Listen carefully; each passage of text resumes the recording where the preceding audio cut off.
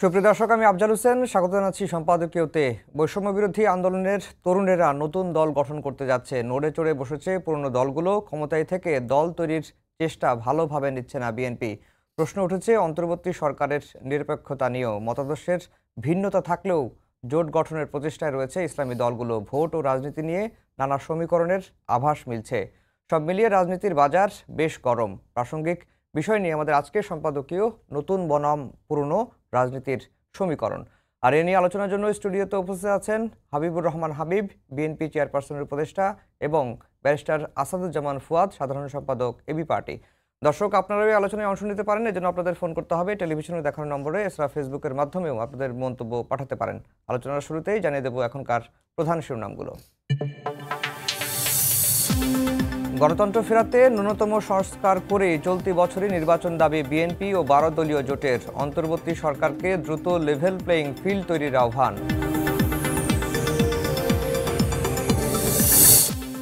তরুণদের রাজনীতির স্বপ্ন সহ্য হচ্ছে না অনেকের, বলছে জাতীয় নাগরিক কমিটি। শহীদদের ভুলে রাজনীতিতে জোর দেওয়ার সমালোচনা গণ অধিকার পরিষদের।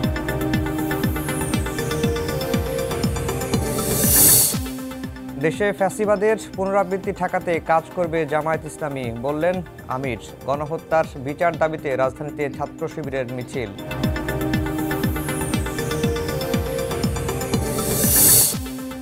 জলাবদ্ধতা নিরসনের 10 কোটি টাকায় জলে। আওয়ামী লীগ সরকারের বিরুদ্ধে চট্টগ্রামে খাল খননের নামে ব্যাপক লুটপাটের অভিযোগ। পরিদর্শনে গিয়ে উপদেষ্টার ক্ষোভ। এবং জ্বালানি তেলের দাম বাড়ল লিটার প্রতি 1 টাকা। মধ্যরাত থেকেই কার্যকর। ডিজেল ও কেরোসিনে গুনতে হবে 105 টাকা, অকটেন 126, আর পেট্রোলের দাম 122 টাকা নির্ধারণ।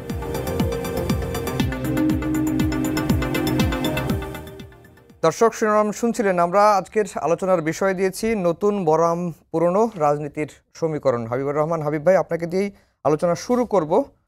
তরুণদের নেতৃত্বে একটি দল হতে যাচ্ছে। বলা হচ্ছে যে এই মাসে এই দলটির ঘোষণা আসতে পারে, এবং বিএনপি শুরু থেকেই যেটি বলে আসছে, স্বাগত জানিয়েছে যদিও, এবং তারা এও বলছে যে ক্ষমতায় থেকে দল তৈরির চেষ্টা বিএনপি ভালোভাবে নিচ্ছেন এবং জনগণও এটি ভালোভাবে নিচ্ছেন, এটি বিএনপি মনে করছে। আজকে জাতীয় নাগরিক কমিটির একজন নেতা বলেছেন যে তরুণদের রাজনীতির স্বপ্ন সহ্য হচ্ছে না অনেকের। মানে এই যে দলটি আসতে যাচ্ছে, এই দলটিকে আপনারা কি প্রতিদ্বন্দ্বী ভাবা শুরু করছেন কিনা, বা আপনাদের কেনই বা সহ্য হচ্ছে না? আপনাকে ধন্যবাদ। আপনার মাধ্যমে সময় টেলিভিশনের সমস্ত দর্শক শ্রোতাদেরকে আমার সশ্রদ্ধ সালাম। বিজ্ঞ আলোচক, সহ-আলোচক, মেধাবী তরুণ ব্যারিস্টার আসাদুজ্জামান ফুয়াদকে শুভেচ্ছা। আমার খুব পরিষ্কার বক্তব্য, তরুণদের রাজনৈতিক দল গঠন করাকে আমি স্বাগত জানাই।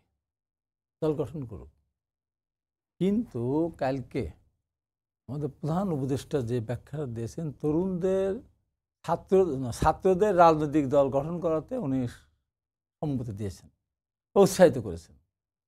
এটা একটা ব্যাকরণে বড় ভুল।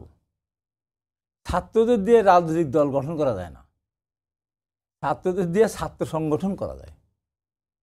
আর সাধারণ মানুষকে দিয়ে রাজনৈতিক দল গঠন, এটা পুরো একটা ব্যাখ্যা ভুল, মানে ব্যাকরণে ভুল। আর তারা যে কথাটা বলছে যে তাদের দল গঠন করার জন্য আমাদের আত্মীয়তা হবে কেন, আমরা ভয়ই বা পাবো কেন, আমরা তাদেরকে প্রতিদ্বন্দ্বী ভাববো কেন? প্রতিদ্বন্দ্বী হওয়ার কোনো দরকার নেই তো। হ্যাঁ, আমরা পরিষ্কার করে বলি, সরকারের থেকে যদি কেউ ওই দলের সাথে রাজনীতি করতে চান, ওই দলের সদস্য হতে চান, সেখানে আমরা প্রবলভাবে বাধা দেব। যদি সরকার তাদেরকে সরকারি প্রোটোকল দিয়ে যদি রাজনীতি করার সুযোগ করে দেয়, বা অতীতে ক্ষমতার থেকে যদি সরকার গঠন করার অতীত অভিজ্ঞতা থেকে বলি, যদি এর সাথে যদি করে টাকা পয়সা দিয়ে বা তাদের প্রোটোকল দিয়ে, সেটা আমরা প্রতিবাদ করব। এই সরকার তো এরশাদের মতো সরকার না, যে এরশাদ তো নিজে ক্ষমতা বলে, বাহু বলে, তার সামরিক বাহিনী দিয়ে সে ক্ষমতা দখল করেছিল। দখল করে সে করতে পারে। অনৈতিক ক্ষমতা দখল করাটাই অনৈতিক। একটা বিএনপি রাষ্ট্রীয় ক্ষমতা ছিল, সেখান থেকে ক্ষমতা দূর করে সংসদ ভেঙে দিয়ে জোর করে সরকার গঠন করেছে, ক্ষমতা দখল করেছিল, এটা অন্যায় ছিল। তারপরে সে দল গঠন করেছে। এই সরকার তো একা একা ক্ষমতা আসেনি।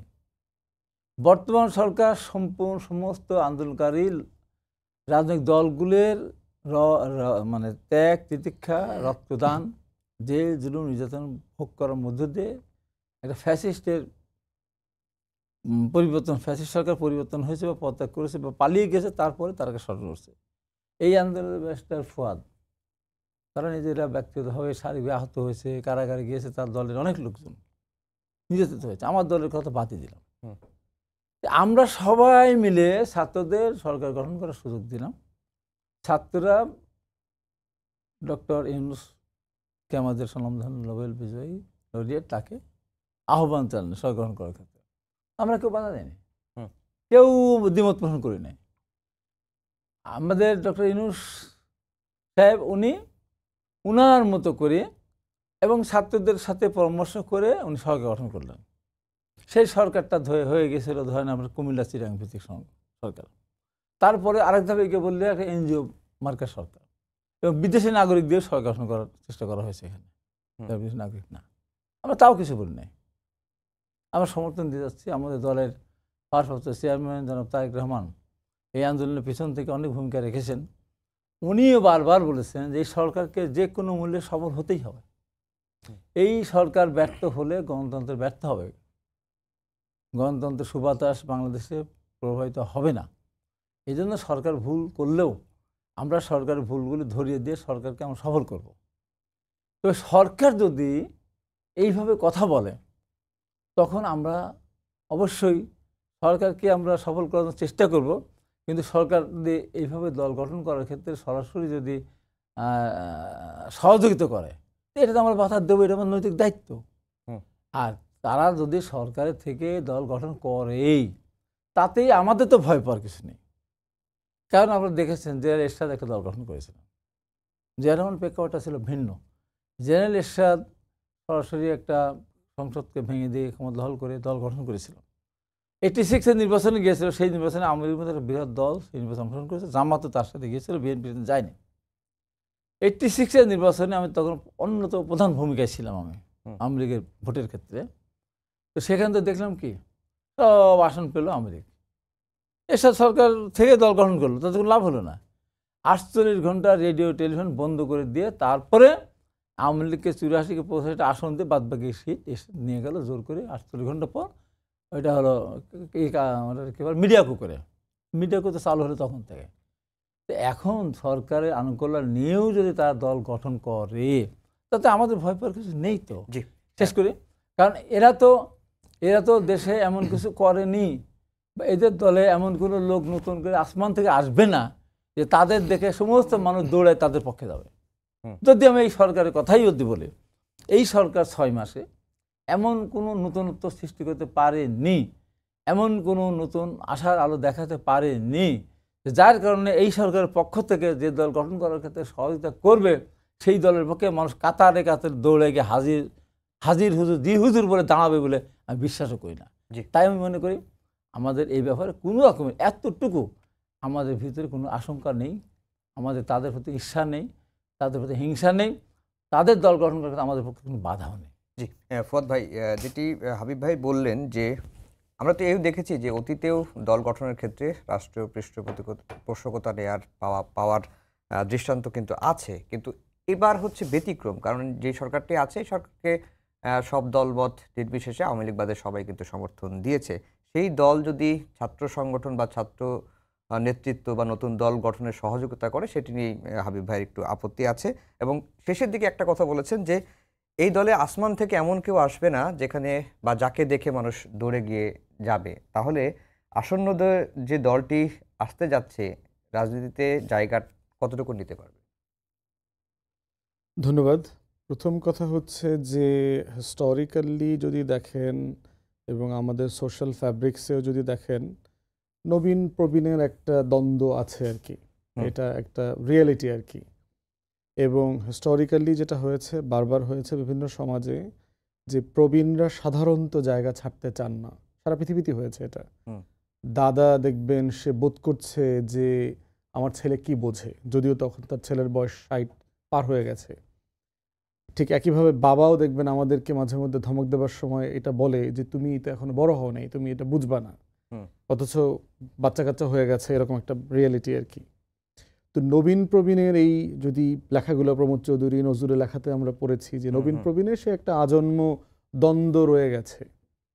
আমাদের এশিয়া এবং সাবকন্টিনেন্টের পলিটিক্সের একটা ক্যারেক্টারিস্টিক্স অথবা সীমাবদ্ধতা যেটাই বলেন, সেখানে একটু বয়স্ক মানুষদের উপরই ইউজুয়ালি সমাজ ভরসা করে, কারণ এই সমাজটা এখনও অ্যাগ্রো বেস, ধরেন কৃষিভিত্তিক, রুরাল, গ্রামীণ, অনেক পিছনে পড়া একটা সমাজ। যদি আপনি লেখাপড়া, শিক্ষা দীক্ষা, দুনিয়াতে এক্সপোজার সব কিছু মিলিয়ে ধরেন, এই সমাজের একটা ট্রাইবাল কালচার আছে, একটা গোত্রবাদী সমাজ ব্যবস্থার একটা বৈশিষ্ট্য এখানে আছে। এবং গোত্রপতিরা সাধারণত হিস্টোরিক্যালি, যদি হলিউডের মুভি টুভিও দেখেন, টার্কিশ সিরিয়ালে দেখবেন যে তারা একটু বয়স্ক, একটু পরিণত এরকম মানুষ হয়। ইসলামেও দেখবেন যে কোনো নবীকে 40-এর নিচে নবুয়ত দেওয়া হয়নি, মোরালের সব নবীকে 40-এর পরে নবুয়ত দেওয়া হয়েছে। তো সেই জায়গায় যদি আপনি আবার ওয়েস্টার্ন এক্সাম্পল দেখেন, যেখানে যে ডেমোক্রেসিগুলোকে আমরা আলোচনাতে আনি শিখবার জন্য, সেখানে দেখেন আমরা যখন ছাত্র অবস্থায় পড়ছিলাম, ওখানে টনি ব্লেয়ার প্রাইম মিনিস্টার হলেন 97-তে, তখন তার বয়স ছিল 43। তো very wealthy country, very powerful country সারা দুনিয়াতে, এরকম একটা দেশের প্রাইম মিনিস্টার হয়ে গেছেন 43 বছর বয়সে। এবং তখন এটা আলোচনা হচ্ছিল যে এটাই ব্রিটিশ হিস্ট্রিতে সবচেয়ে ইয়াংগেস্ট প্রাইম মিনিস্টার কিনা। তা আমরা ঘেটে ঘুটে দেখলাম যে লর্ড লিভারপুল ছিলেন, 1842 সালে প্রাইম মিনিস্টার হয়েছিলেন, তার বয়স ছিল 42, 1 বছর কম ছিল। তারপর থেকে টনি ব্লেয়ার হচ্ছে ইয়াংগেস্ট প্রাইম মিনিস্টার। তারও আগে পিট নামে এক ভদ্রলোক ছিল, 1824-এর দিকে প্রাইম মিনিস্টার হয়েছিল, দি ইয়াংগেস্ট এভার প্রাইম মিনিস্টার। তাকে বলাই হয় যে দুনিয়ার সবচেয়ে কম বয়সী প্রধানমন্ত্রী। ক্লিন্টন আমেরিকার হিস্ট্রিতে এই আমাদের বেড়ে ওঠার সময়টাতে খুব জনপ্রিয় প্রেসিডেন্ট ছিলেন, আপনার 46-47-এ প্রেসিডেন্ট হয়েছেন। বারাক ওবামা আরেকজন ভেরি পপুলার প্রেসিডেন্ট, তিনিও আপনার 46-47-এ প্রেসিডেন্ট হয়েছেন। ম্যাক্রন এখন ফ্রান্সে, আপনার তিনি যখন ওনার আগের সরকারের ক্যাবিনেটে যখন অর্থমন্ত্রী ছিলেন, ওনার বয়স ছিল 37, এবং 39-40-এ উনি নিজে ফ্রান্সের প্রেসিডেন্ট হয়ে গেছেন। পরাশক্তি, সুপার পাওয়ার। তাহলে এই যে ক্যারেক্টারিস্টিক্সগুলোর যে মানে সংকট আমরা দেখতে পাচ্ছি, যে আমাদের অঞ্চলগুলোতে আপনার ট্রাম্প বাইডেন মার্কা প্রধানমন্ত্রী প্রেসিডেন্টের একটু সংখ্যা বেশি। কিন্তু আবার একটু হিস্ট্রিতে যান, জিয়াউর রহমান যখন দায়িত্ব নেন, উনি তো 45-এ মারাই গেলেন। 77-এ যদি দল গঠন অথবা ক্ষমতা আরোহণের কথা বলেন, ওনার বয়স তখন ধরেন 41-40। শেখ মুজিবুর রহমান 70-এ তার বয়স কত, 53-তে মারা গেছেন। সো ওনার বয়সও আপনার ধরেন 47-48, 70-এ যখন উনি নির্বাচিত সবচেয়ে বড় দলের নেতা হলেন। তো আমাদের হিস্ট্রিতেও কিন্তু রিলেটিভলি ইয়াং লিডারশিপের একটা স্পেস ছিল। ইভেন হাসিনা, যাকে ডিপোজ করা হয়েছে আপনার 81-তে যখন ফিরে আসলেন, যে বয়সে এসে উনি আওয়ামী লীগের হাল ধরেছেন, ওনার বয়সও খুব বেশি ছিল না, 40-এর নিচে ছিল। বেগম খালেদা জিয়া, যে বয়সে উনি বিধবা হলেন, বিএনপির হাল ধরলেন, প্রিটি ইয়াং বলতে হবে আর কি ওই কম্প্যারিজনে। বর্তমানে বড় দলগুলো লিডারশিপের এইজ প্রিটি 75 ক্লোজ, 75-এর আগে পিছে এরকম। এই জায়গাতে যখন আপনি কম্পেয়ার করছেন জেনারেশন গ্যাপের, এটা হিউজ হয়ে গেছে। কারণ এখনও 60-এর দশকের নেতৃত্ব, 70-এর দশকের নেতৃত্ব আমাদেরকে ডমিনেট করছে। 80-90-এর যারা 90-এর তরুণরা যারা ছিলেন, 80-এর দশকের তরুণরা ছিলেন, হাবিব ভাইরা এখনও তরুণ আছেন, নিঃসন্দেহে কোনো সন্দেহ নাই। তো সেই জায়গাতে নবীন প্রবীণের এই দ্বন্দ্বের জায়গাটা হচ্ছে যে আমার কালচারাল রিয়েলিটিকে তো আমি উপেক্ষা করতে পারবো না। আবার শুধুমাত্র বয়সে তরুণ বলেই কি সে আসলে একটা পথ পেতে পারে? আবার যিনি শুধু বয়সে প্রবীণ, সেটার জন্য কি তিনি পথ পেতে পারেন? রাষ্ট্র তো ধরেন যদি বিসিএস কর্মকর্তার বয়স দেখেন, তিনি তো আন্ডারগ্র্যাডের বয়স হলে হয়, তিনি অনার্স করে ফেলেছেন বিসিএস এর জন্য, রাষ্ট্র তাকে একটা প্রজাতন্ত্রের কর্মচারী বানানোর জন্য এলিজেবল মনে করছে। রাষ্ট্র 18 বছর একজন মানুষ, বাচ্চা, ছেলে মেয়ে বলতে পারেন, যাকে তো বাবা মারা বাচ্চাই বলে, কিন্তু তাকে কিন্তু আবার আপনি ভোটার করার জন্য অ্যালাউ করছেন।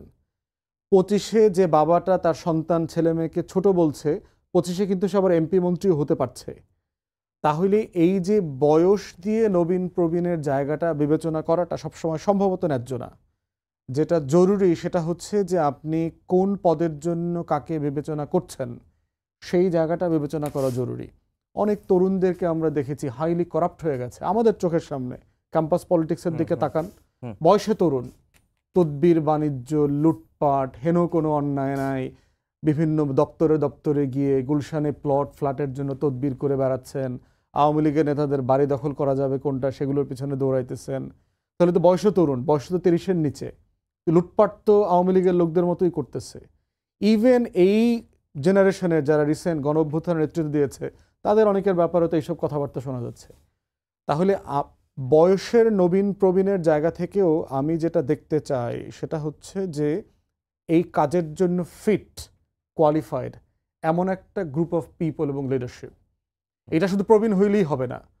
আপনি 75 বছরের প্রবীণ কিন্তু আপনার উপরে জাতির কোনো কনফিডেন্স নাই, আপনি আওয়ামী লীগকে পুনর্বাসনের রাজনীতি করতেছেন, আপনি চুপ্পুর পক্ষে কথা বলছেন, আপনি 72-এর সংবিধান নিয়ে কথা বলছেন, তো আপনি শুধু প্রবীণ বলেই কি আমি আপনাকে রাজনৈতিক নেতা মেনে নেব না তো? আবার আপনি তরুণ, আপনার বয়স 25-26, কিন্তু আপনি তদবির বাণিজ্য করছেন, বাড়ি দখল করছেন, আওয়ামী লীগের সম্পত্তি খুঁজে বেড়াচ্ছেন, আপনি তরুণ বলেই কি আপনাকে আমি রাজনীতি নেতা মেনে নেব? তো এই জন্য হচ্ছে যে পলিটিক্যাল লিডারশিপের জায়গা হচ্ছে রাষ্ট্রকে গভর্ন করতে পারবে এই রকম সেট অফ পিপল, তারা লিডার কিনা, তারা পলিটিশিয়ান কিনা। এই জন্য জনগণকে যারা ভোটার আছেন, এই যে 12 কোটি 20 লাখের মতো প্লাস নির্বাচন কমিশন বলেছে আরও প্রায় 45 থেকে 50 লক্ষ বাড়বে, তারা কি বিবেচনা করবেন কে তাদের নেতা হইতে পারবেন, যে ডেলিভার করতে পারবেন। ডেলিভার মানে এটা না ঢাকা থেকে গম আইনা এলাকায় এলাকায় বিতরণ করবে, এইটা একজন এমপি মন্ত্রীর কাজ না। ডেলিভার করতে পারবে সুশাসন, সে স্কুলটাকে গভর্নিং বডি, ভালো গভর্নিং বডি দিতে পারবে কিনা, সে তার প্রতিষ্ঠানগুলোকে করাপশন ফ্রি একটা সিস্টেমে মেকানিজমে নিয়ে আসতে পারবে কিনা, সে স্থানীয় প্রশাসনকে স্বাধীনভাবে কাজ করতে দেবে কিনা, সে নির্বাচিত হইলে বিরোধী দলের নেতাকর্মীদেরকে রাস্তায় থাকতে দেবে কিনা, তার সমালোচনা করতে অ্যালাউ করবে কিনা, না সে সবার মুখ বন্ধ করে দেবে, সে আর একটা ফ্যাসিবাদে রূপান্তরিত হবে। তো সেই জায়গাতে নবীন প্রবীণের থেকেও দেখার বিষয় হচ্ছে ক্রাইটেরিয়া। এই কাজটার জন্য, রাজনীতিবিদ হওয়ার জন্য, রাষ্ট্র পরিচালনা করবার জন্য যে শর্ত দরকার সারা দুনিয়ার সাপেক্ষে, রাষ্ট্র, গণতন্ত্র, জনগণ, গণ অভ্যুত্থান, নতুন রাজনৈতিক বন্দোবস্ত, এই সাপেক্ষে যে যে যোগ্যতার উপরে ভিত্তি করে বাংলাদেশটা বদলে দেয়া যাবে, আবু সাইদ, মুগ্ধ, নাফিয়ান, এই শহীদদের রক্তকে সফল করা যাবে, এই রক্তের বদলা নেওয়া যাবে দেশটাকে পুনর্গঠন করে, সেই নেতৃত্বের গুণাবলীগুলোকে সামনে আনা দরকার। সেটার ভিত্তিতে রাজনীতিকে সাজাতে হবে। জি, আপনার কাছে আবার আসবো। হাবিব ভাই, আপনারা বরাবরই এই যে তরুণদের নেতৃত্বে যে দল আসছে ওয়েলকামও করছেন, আবার নিরুৎসাহিত করছেন যেন রাষ্ট্রীয় পোষকতায় বা সরকারের সহযোগিতায় এই দলগুলো যেন না হয়। কিন্তু এটি তো ঠিক যে এই যে যারা ছাত্র নেতৃত্বে দল হতে যাচ্ছে, এই তারা তো একটি সরকার যে 15 বছরের ফ্যাসিবাদ কায়েম করেছিল, তাদেরকে আপনারা 15-16 বছর ধরে আন্দোলন করে বিদায় করতে পারেননি, তারা তো পেরেছে। এবং তারা যদি একটি দল গঠন করে, সেই দলটা কিভাবে মানুষ নেবে সেটি তো জনগণের উপর ছেড়ে দিতে হবে। আপনারা বিরোধিতা কেন বা করছেন? আমরা তো বিরোধিতা করছি না, আর আপনার এই কথার সাথে মোটেই একমত না যে আমরা 15-17 বছর কিছু করতে পারি নাই। না, আমি করতে পারেন এটা ভুলি না, সেটা বললেন এরা পেরেছে, আমরা পারিনি। আমরা করতে করতে ওই যেমন পাতা শুকাতে শুকাতে 74 মাসে এসে যখন গাছতলা পড়ে থাকে, ওখানে কেউ সিগারেট খেয়ে বা বিড়ি খেয়ে ফেলে দিলে আগুন ধরে যায়। ওর জন্য শুকনা সময় আসা দরকার, শুকনো পাতার দরকার। বর্ষার সময় ম্যাচ একটার পর একটা এগুলো খরচ করে শেষ হবে না। আমরা এই যে 17 বছরে বা 15.5 বছরে ওরকম পাতা শুকনো করার কাজটা আমরা করেছি। অত্যাচারিত হয়ে, নির্যাতিত হয়ে, মামলা কেস, আমি গতকাল একটা মামলা থেকে খালাস পেলাম, টকশো থেকে ধরে নিয়ে গেছিল। এত কিছু করার পরে তারপরে তারা তো এখন কথা যেহেতু আসে বলতেই তো হবে, তারা তো একটা দিনের জন্য স্বপ্নেও দেখে নাই, বলেও নাই যে তারা সরকারের পতন চায়। তারা 17 সালে আন্দোলন করেছিল কোটা সংস্কার। কোটা 17 সাল 10%, 15% রেখে যদি সরকার সংস্কার করে দিত তারা ঘরে ফিরে যেত। যেমন কোটা বাতিল করে দেওয়ার কারণে সরকার একদম মানে আত্মহমিকায় আর কারণে কোটা বাতিল করে দেবে। ছাত্ররা কি বলেছিল যে আমাদের সংস্কার চাইলাম, কেন আপনারা পুরাটা বাতিল করলেন? বলছে তাদের সংস্কার চেয়েছিল, কিন্তু সরকার তো কোটায় বাতিল করে দিল। তারা কি বলেছে বাতিল করলেন কেন? আবার এইবার যদি সরকার তার এই যে সমস্ত আজিজ, বেনজির, আসাদ, মতিউরের দুর্নীতি যদি সামনে না আসতো, এই দুর্নীতি যেন সরকারের গা পর্যন্ত না আসে, সেই কারণে তারা কোটাটা আবার ফিরে নিয়ে আসলো। এই কোটাটা যদি ফিরে না নিয়ে আসতো, তারা কি মাঠে আসতো? আসতো? না, জয়ন্তী নায়কের না, আসতো না। আমরা যারা রাজনীতি করেছি আমরা কিন্তু মাঠে আসছিলাম ছিলাম। যেমন আমি জেলখানা থেকে আসার পর আমার আমি 21 তারিখে ফিরে আসলাম, 21শে এপ্রিলে এসে হাসিনা টেবিল রেখে আমি নাজমুল করিম বলেছি এই সরকার বিদায় খুব তাড়াতাড়ি হবে। 22 তারিখে আবার ফের দ্য পিপলের সাইফুর সাগরের প্রোগ্রামে আমি এবং মুসা বিন সাদিক এবং আপনার ব্যারিস্টার জিল্লুর ওখানে বলেছি। এবং তারপরে ওখানে বাংলা টিভিতে মমতাজ হোসেন ছিলেন, সাবেক রাষ্ট্রপতি শেখ কামালের বন্ধু। এমন মমতাজ এমপি এবারও হতে পারলেন না, আত্মঘোষিত পারবেন না। কেন? আবার নির্বাচন হবে না মমতাজ ভাই। আওয়ামী লীগ আর এদেশে নির্বাচন করতে পারবে না, আওয়ামী লীগের দিন শেষ। তার আওয়ামী লীগ একদিকে সংবিধানকে পদদলিত করেছে, একদিন নিজের গঠনতন্ত্রকে ধ্বংস করেছে। গঠনতন্ত্র আছে একজন নির্বাচন দাঁড়াবে, অন্যরা সহজে না করে তাদের বিরুদ্ধে ব্যবস্থা নেবে। কেউ বিদ্রোহী প্রার্থী হলে তাকে দল থেকে বহিষ্কার করবে। আর এবার কী করলো? গঠনতন্ত্রে এটা থাকা সত্ত্বেও একজনকে আওয়ামী লীগ নমিনেশন দিল, প্রধানমন্ত্রী তার পক্ষে বক্তৃতা করলো, আরও 3 জন স্বতন্ত্র প্রার্থী দাঁড়িয়ে তারা ভোট চাচ্ছে। এই তারপর হয়ে গেল 62 জন মতো। যারা হয়েছে তারা সব আওয়ামী লীগে জয়েন করার জন্য তারা লাইন ধরেছে বা আওয়ামী লীগের পক্ষে হয়েছে। এই যে গঠনতন্ত্রের অবমাননা, এই সরকার থাকবে না তো। তো সেখানে কোথায় ভোট হচ্ছে কোথায়? কেন না? তো আমি ভোট দেখি না, আমি যেখানে ছিলাম, ভোট হলো কোথায়? তো 7 তারিখে 7 তারিখে আওয়ামী লীগের কাউন্সিল হয়েছে একটা, ওই তো ভোট বল না। এই যে অবস্থা, যদি সরকার কোটা বাতিল ফিরে না নিয়ে আসতো এরা মাঠে আসতো না। যদি এরা রাষ্ট্র সংস্কার করতেই চাইতো, দেশ নিয়ে চিন্তাই করতো, তাহলে 7ই জানুয়ারি 2024-এর নির্বাচন একদলীয়ভাবে আওয়ামী লীগ করলো, তখন তারা ঢাকা বিশ্ববিদ্যালয়ে মিছিল বের করতো। মানি না, মানি না, একতরফা নির্বাচন মানি না, একদল নির্বাচন মানি না বলেছে কোনোদিন? বলেনি। এখন তাদের দাবি ছিল কোটা। সরকারের সাথে তারা বলার চেষ্টা করেছে, প্রধানমন্ত্রীর সাথে দেখা করার চেষ্টা করেছে, এবার সাথে দেখা করার চেষ্টা করেছে, প্রধানমন্ত্রী রাজি হয়নি, এবার রাজি হয়নি, অহমিকার কারণে রাজি হয়নি, মনে করেছিল আমরা পিটিয়ে ঘরে ফিরিয়ে দেবো। শেষ পর্যন্ত সরকারের সাথে দেখা করার জন্য শেষ পর্যন্ত রাষ্ট্রপতির সাথে তার দেখা করেছে। আজকে রাষ্ট্রপতির বিরুদ্ধে কথা বলছে, সেদিন কিন্তু তারা রাষ্ট্রপতির সাথে দেখা করতে গিয়েছিল। রাষ্ট্রপতি তাদের সাথে, তাদের প্রতিনিধির সাথে সম্ভবত দেখা করেছিলেন, স্মারকলিপি গ্রহণ করেছিলেন। তাহলে তারা সরকার পতন তারা চায়নি। ওই একতরফা নির্বাচনের সরকারের সাথে বারবার বসতে চেয়েছে, একতরফা নির্বাচনের রাষ্ট্রপতির কাছে তারা নিজের স্মারকলিপি পর্যন্ত নিয়ে গিয়েছে। আজকে তারা টোটালি টার্ন নিয়েছে। এই যে কথা, আমরা তাদেরকে স্নেহ করি। আমার ভাই ফুয়াদ যেটা বলতেন, ভালো কথা বলেছেন। তার মানে কি এই 17 বছর ভোটার হতে হবে, চিলড্রেনকে ভোটার বানতে হবে? তাদের দাবি 17 বছর, শিক্ষিত 18 বছর। আমরা 25 বছরে একটা মোটামুটি একটা জায়গায় দাঁড়ায়। 21 বছরে কি একটা ছেলে দেশের এমপি মন্ত্রী হয়ে দেশ পরিচালনা তা জানা কি সম্ভব? অসম্ভব, সম্ভব না। লেখাপড়া করবে না তারা, এটাকে আমরা উস্কাচ্ছি, এটাকে সরকারের পক্ষ থেকে উস্কানো হচ্ছে। তারা 18 বছরে এমপি হতে চায়। আমার সাথে একটা টকশোতে একজন ছিলেন, বলে আমরা 18 বছর নির্বাচন করতে চাই, 18 বছর এমপি হতে চাই, 18 বছর মন্ত্রী হতে চাই। তাই আমরা লেখাপড়া করা লাগবে না, নিয়ম বুঝতে হবে। এই যে উস্কানো, এটা খুবই খারাপ জিনিস, দেশটাকে ধ্বংসের দিকে নিয়ে যাচ্ছে।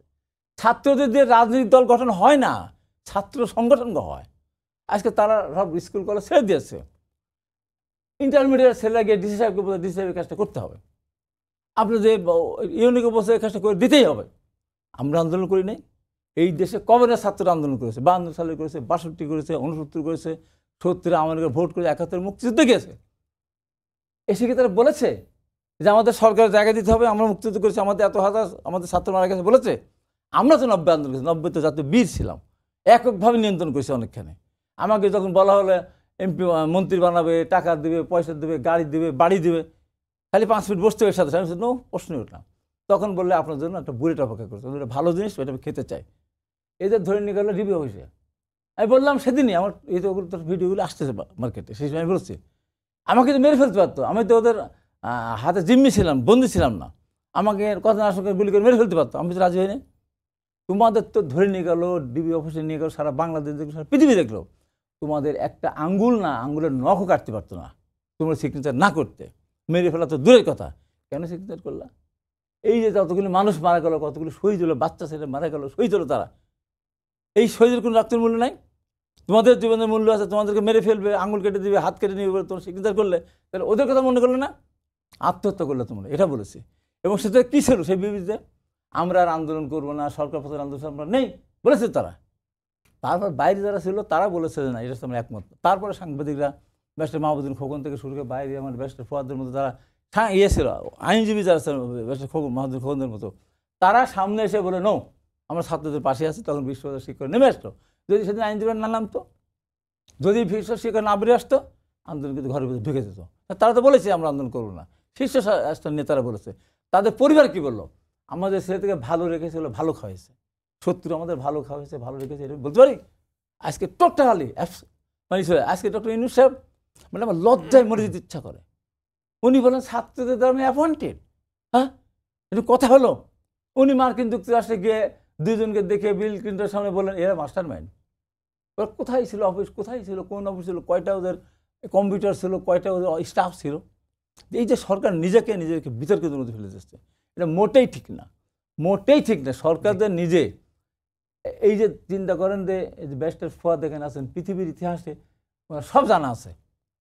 পৃথিবীর সৃষ্টি হওয়ার পর 6টা মামলা, 2টা হত্যা মামলা, রিমান্ড চলাকালীন সময় কোনোদিন জামিন দিয়েছে কেউ বলতে পারবে? পৃথিবীর ইতিহাসে নেই। জামিন দিয়ে দিল ম্যাজিস্ট্রেট। সরকার কি প্রশ্ন করতে পেরেছে? ওকে রিমান্ডে নিতে পেরেছে? চাকরিচ্যুত করতে পেরেছে? পারেনি। এই যে ক্যান্টনমেন্টে 662 জন না কতজন ছিল না? কয়জন আছে এখন বলতে পারবে সরকার? তাদের তো ধরে ধরে আইনের কাছে সফর্দ করা উচিত ছিল। একজন বলেন পরিবেশ মন্ত্রী, একজন উপদেষ্টা আছেন বলেন 53 বছরের রাজনৈতিক দল কিছুই করতে পারেনি। তা আপনি কি করলেন? হিসাব দিতে হবে কিন্তু। এরা কিভাবে গেল, কোথায় গেল, কিসের বিনিময়ে গেল, কোন দেশে গেল, কিভাবে পাঠালো, আমরা জাতি জানতে চাই। আমাদের সাথে আমাদের কথা প্রশ্ন করার আগে জানতে হবে। আর ব্যারিস্টার ফুয়াদ আরেকটা কথা বলেছে, আমরা তো 90-এর আন্দোলনের নেতৃত্ব দিয়েছিলাম, বাসে চলি, এখনো বাসে চলি, এখনো টেম্পুতে চলে, পায়ে হাঁটি, 6তলায় বাসায় ভাড়া বাসায় 6তলায় বাসায় থাকি, অসুস্থ বউকে ধরে হাঁটতে নিয়ে টানতে উপরে উঠায়। আমাদের পরিবর্তন এখনো হয়নি, কিন্তু যারা আন্দোলন করেছিলেন তাদেরকে পরিবর্তন হয়নি। একজন বলতে পারে আমার পরিবর্তন হয়নি, একজন বলতে পারে আমি একটা তদবির করিনি। কেন কেন এইগুলো হিসাব করে বলতে তাদের খুব সুন্দর কথা বলেছে। ইয়াং বয়সে আমরা আগে জানতাম যে বৃদ্ধরাই দুর্নীতি করে, ইয়াংটা তদবির করে না, দুর্নীতি করে না। কার কাছে সব ইয়াং মানে কি 17 বছর, 18 বছর, 19 বছর? আপনি আজকে 53-55 বছরে আপনার এর সামনে এর উপরে আপনি উঠাই দিলেন, চাপিয়ে দিলেন, একজন বিশেষ ক্যাডের উপরে আপনি একজনকে উপদেশে চাপিয়ে দিলেন, তার কি রক্তক্ষরণ হয় না? রক্তক্ষরণ হয় না?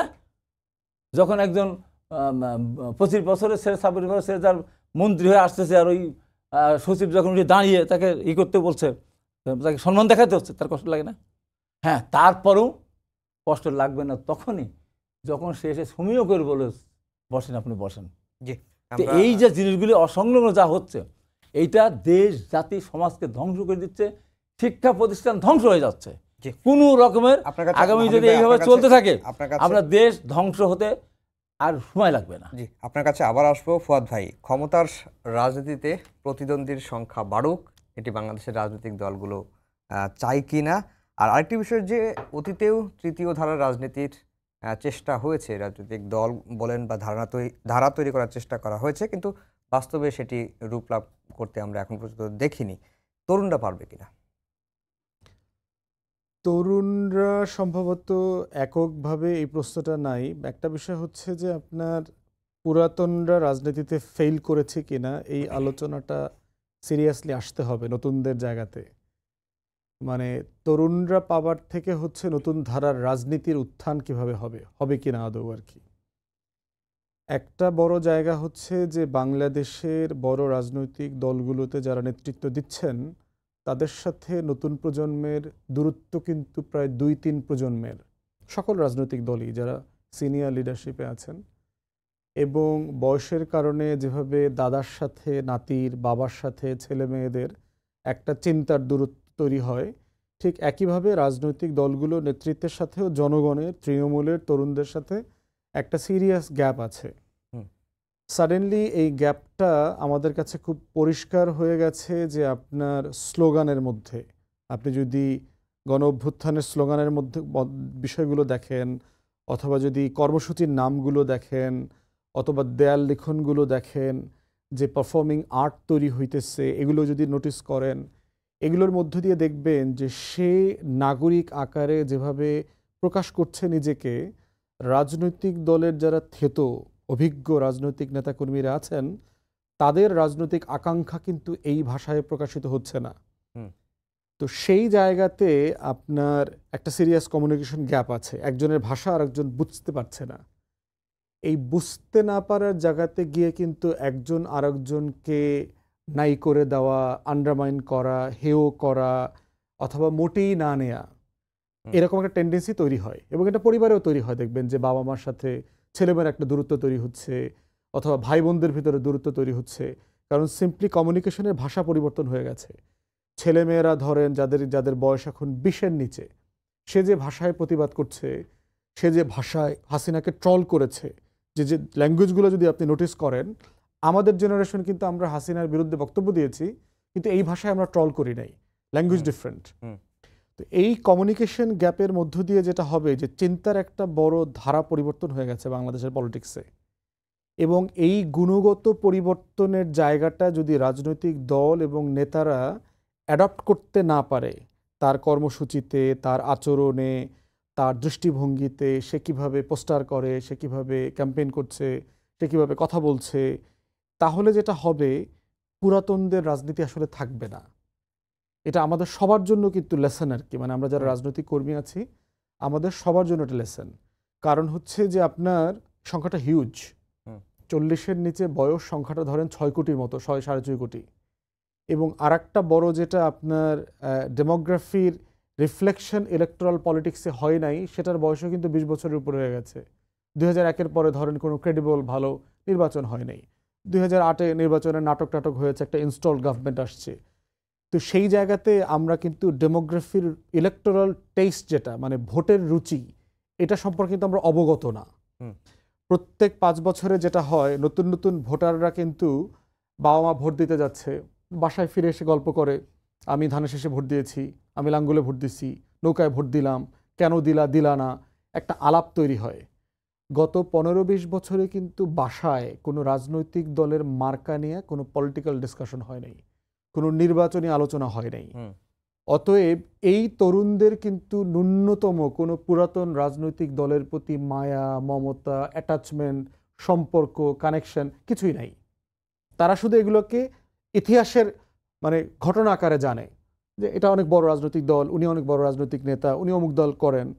এবং আমরাও যখন তরুণদের সাথে কথা বলি, বসি, একটা জিনিস ফিল করলাম যে কোনো পলিটিক্যাল পার্টির প্রতি তারা আসলে কোনো আগ্রহ দেখলাম না অথবা দুর্বলতা দেখতে পাচ্ছি না, বরং তারা হচ্ছে জানতে চাচ্ছে যে আসলে আপনি কি করবেন, আপনার দল আমি কেন করব, আপনার দল করে আমার কি লাভ, মানে এই ধরনের ক্রিটিক্যাল কোশ্চেন এঙ্গেজ হচ্ছে। তো এই ধরনের ক্রিটিক্যাল প্রশ্নে কিন্তু আবার পুরাতন রাজনৈতিক দলের নেতাকর্মীরা ইনভলভ হইতে পারছে না। যারা পারছে তারা কিন্তু কর্মচারী হয়ে যাচ্ছে। বাংলাদেশ রাষ্ট্রে অর্থনীতিবিদরা আমাকে বলেছে সবচেয়ে বড় এমপ্লয়ারকে, সবচেয়ে বেশি চাকরির কর্মসংস্থানের যোগান দেয় কারা? আমার ধারণা ছিল অফিসিয়াল স্ট্যাটিস্টিক্স মোতাবেক সরকার, রাষ্ট্র, সরকারি চাকরি হচ্ছে বড় কর্মসংস্থানের যোগান দেয়। কিন্তু বেশ কয়েকজন অর্থনীতিবিদ আমাকে বলেছে যে এটা সত্য না।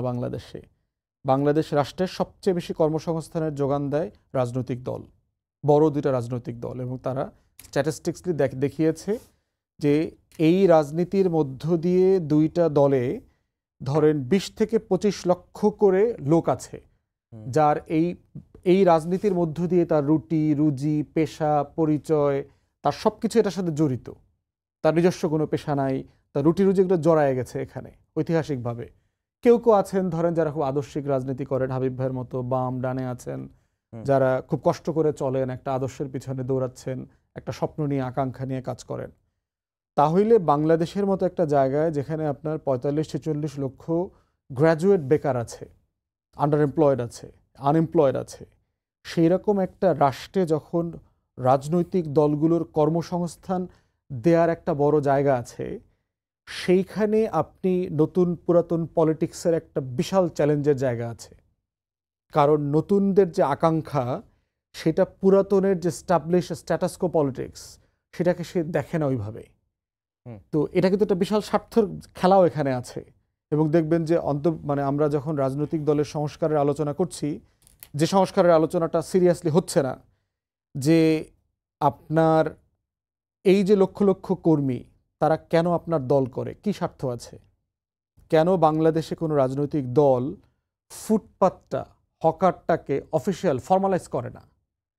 কেন আমাদের বর্জ্য ব্যবস্থাপনাটা ফর্মালাইজ হয় না? দেখবেন কোনো সরকারের আমলে হয় না। আপনি দেখবেন মহল্লায় মহল্লায় ডিশের ব্যবসা, নেটের ব্যবসা, এটা দেখবেন কেউ ফর্মালাইজ করে না। ঠিকাদারি ব্যবসা দেখবেন এটা ফর্মালাইজ হয় না। আপনি দেখবেন যে 2 লাখ টাকারও একটা ঠিকাদারি হয়, 5 লাখ টাকারও একটা ঠিকাদারি হয়। তা আপনি একটা ডেভেলপমেন্ট ওয়ার্ক কীভাবে, 1 লাখ টাকার একটা ডেভেলপমেন্ট ওয়ার্ক তো ভালো ডেভেলপমেন্ট ওয়ার্ক না। আপনি যখন একটা ম্যাসিভ রাস্তা করবেন 500 কিলোমিটার, 50 কিলোমিটার, 100 কিলোমিটার, এটা তো আপনি একজনকে দেবেন। কিন্তু বাংলাদেশে দেখবেন যে 1 কিলোমিটারের 2 কিলোমিটারের আলাদা আলাদা ঠিকাদার আছে। তাহলে এই যে রাষ্ট্রর মধ্যে যে দল এবং দলের যে কর্মসংস্থানের একটা বিশাল আয়োজন, এই যে পলিটিক্যাল ইকোনমি আছে, আমার রাজনীতির অর্থনীতি আছে, এই অর্থনীতিটা থেকে কি নবীনরা বের হইতে পারবে কিনা? সে যে নতুন রাজনীতির কথা বলছে, সে তো অলরেডি এই পলিটিক্যাল ইকোনমিতে জড়ায় গেছে, কোনো না কোনো ফর্মে জড়ায় গেছে।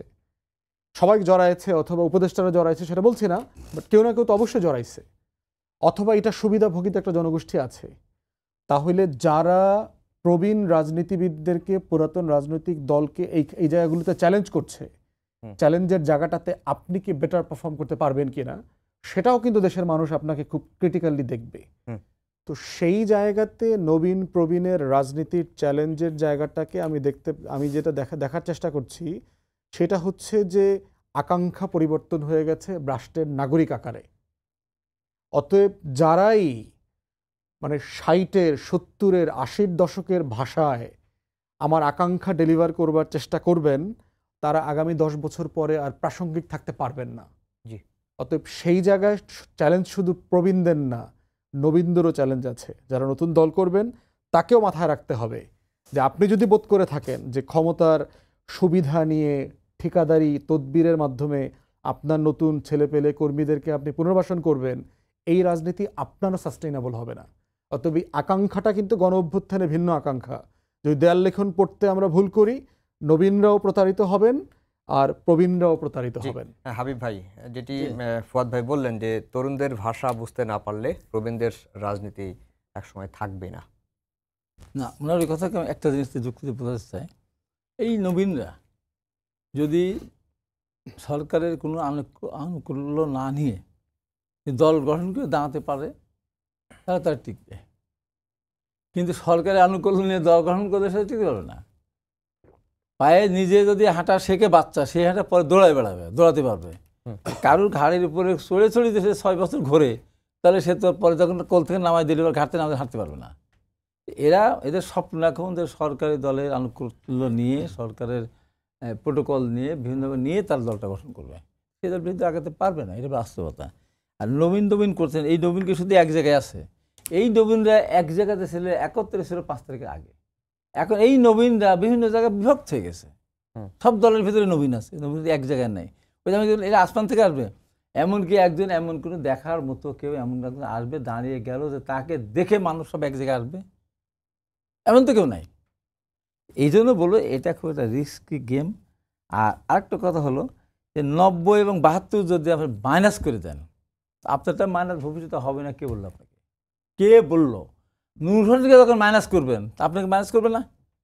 যে নূর হোসেন ওই সময় এই পৃথিবীতে প্রথম একজন অর্ধশিক্ষিত না, একেবারে অশিক্ষিত একটা যুবক, নিজে কবিতা লিখেছে, স্বৈরাচার নিপাত যাক, গণতন্ত্র মুক্তি পাক, কাগজ না খরচ করে নিজের বুক এবং পোস্টার করেছিল।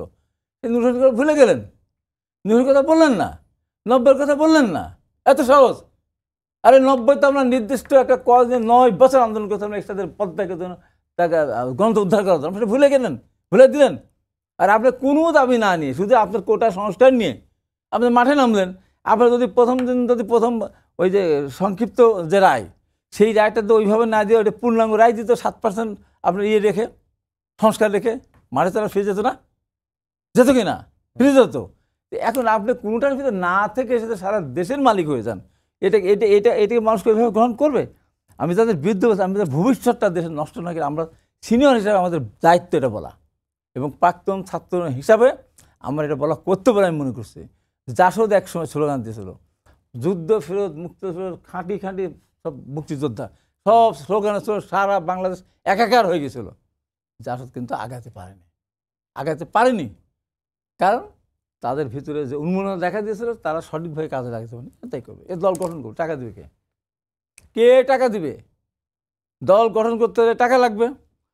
নতুন টাকাওয়ালা লোক আসবে, কে আসবে? বিএনপি থেকে যাবে? যাবে না। আমার ফুয়াদের দল থেকে যাবে? যাবে না।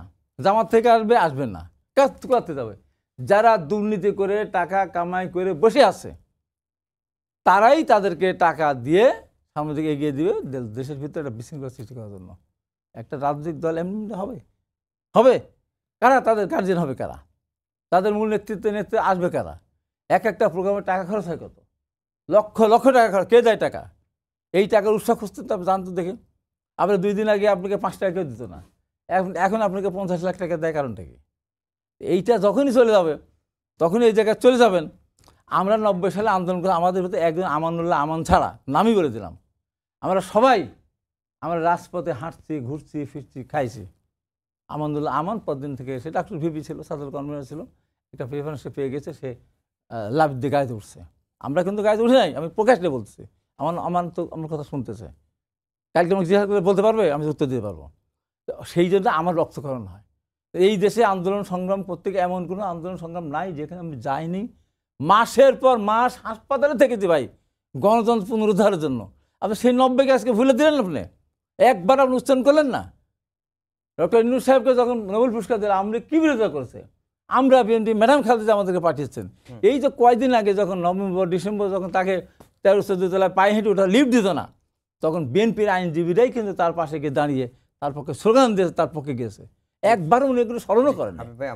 এই জিনিসগুলি বলবো সবাইকে স্বীকার করতে হবে। আমরা আমাদের ইয়াং জেনারেশন তাদেরকে আমরা সমীহ করব, তারা সামনের দিকে ভালো করে আমরা চাই।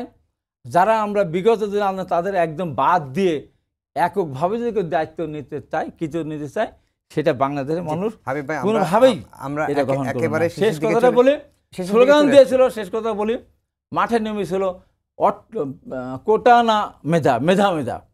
কি হলো?